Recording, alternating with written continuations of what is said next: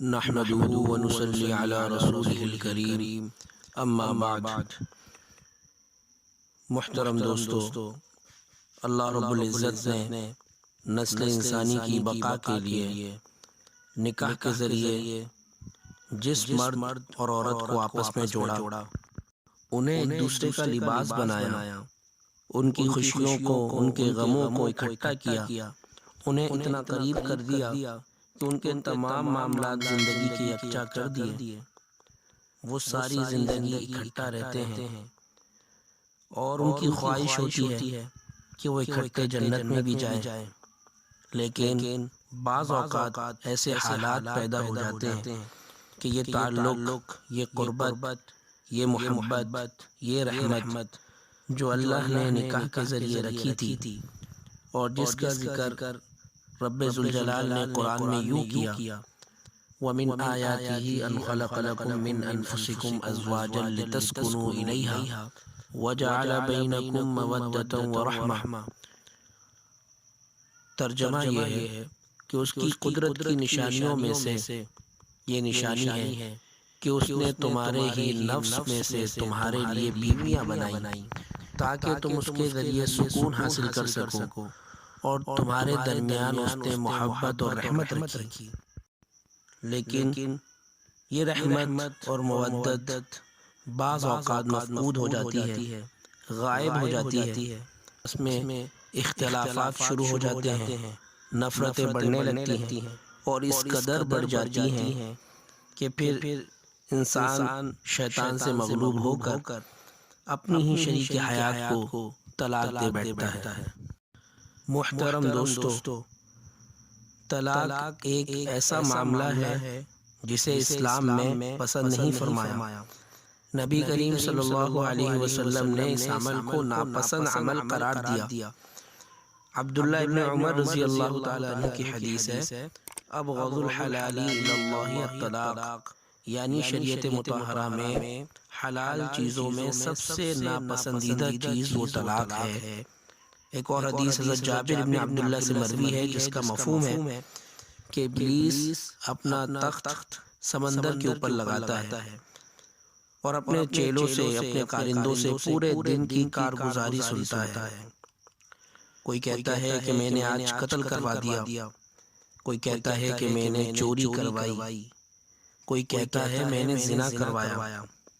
ایک شیطان کہتا ہے کہ میں ایک شادی شدہ جوڑے کے پیچھے لگا رہا اور آج جا کر ان کے درمیان علیحدگی کروا دی۔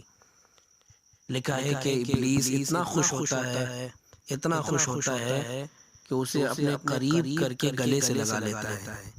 اس سے معلوم ہوا کہ طلاق ایک شیطانی اور ناپسندیدہ عمل ہے۔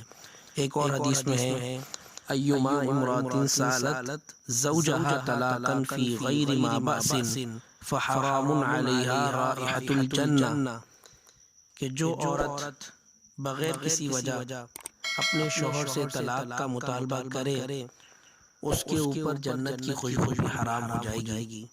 محترم دوستو، بعض روایات میں آتا ہے کہ جنت کی خوشبو 500 سال کی مسافت سے بھی محسوس ہوگی۔ جنت کی خوشبو سے محرومی کا مطلب یہ ہے کہ یہ عورت پھر جنت میں نہیں جا سکے گی۔ محترم سامعین، وطن عزیز پاکستان میں معاشرتی اور سماجی خرابیوں میں سے ایک بہت بڑی خرابی طلاق کی بڑی خطرناک اور بڑی تشویشناک حد تک بڑھتی چلی جا رہی ہے۔ ایک اخباری رپورٹ کے مطابق 1970 میں پاکستان میں طلاق کی شرح 13% تھی اور اب یہ شرح بڑھتے 60 سے 70% ہو چکی ہے۔ اور یہ صرف ایک اخباری رپورٹ ہی نہیں بلکہ حقیقت اور مشاہدہ بھی ہے۔ میں الحمدللہ سن 2015 اور 16 میں دارالافتاء بنوری ٹاؤن میں بحیثیت طالب علم کام کر چکا ہوں۔ وہاں اگر دن میں 40 استفتاء سوال کی صورت میں جمع ہوتے تھے تو ان میں 20 سے 25 صرف طلاق کے سوال ہوتے تھے، اور باقی 15 دیگر شرعی مسائل میراث، نماز، روزہ، حج، قربانی وغیرہ کے ہوتے ہیں۔ یہ ایک انتہائی سنگین معاملہ ہے، اس لیے کہ طلاق سے صرف دو وجود کا رشتہ آپس میں ختم نہیں ہوتا، دو لوگ جدا نہیں ہوتے، بلکہ دو خاندان بکھر جاتے ہیں، دو نسلیں بکھرتی ہیں، اور خاص طور پر اولاد ناقابل تلافی نقصانات اٹھاتی ہے، اور یہ طلاق بعض اوقات انتشار، لڑائی جھگڑے، قتل و غارت گری تک انسان کو پہنچا دیتی ہے، جس سے صرف دو گھرانے متاثر نہیں ہوتے بلکہ سارا معاشرہ ہی ایک بدنما صورت اختیار کر جاتا ہے۔ محترم دوستو، اس کے اصل محرکات کیا ہیں؟ طلاق کی بڑھتی ہوئی شرح کے اسباب کیا ہیں؟ کیا وجوہات ہیں جس کی بنا پر دن بدن طلاقیں دی جا رہی ہیں؟ یہ ہمارے لیے لمحہ فکریہ ہے۔ انشاءاللہ العزیز آئندہ آڈیو میں آپ حضرات کے سامنے طلاق کے انہی اسباب پر بات ہوگی۔ اللہ تعالی ہم سب کو اپنے حفظ و امان میں رکھیں، اور مجھ ناچیز کو اپنی نیک دعاؤں میں ضرور یاد رکھیں۔ فی امان اللہ، السلام علیکم۔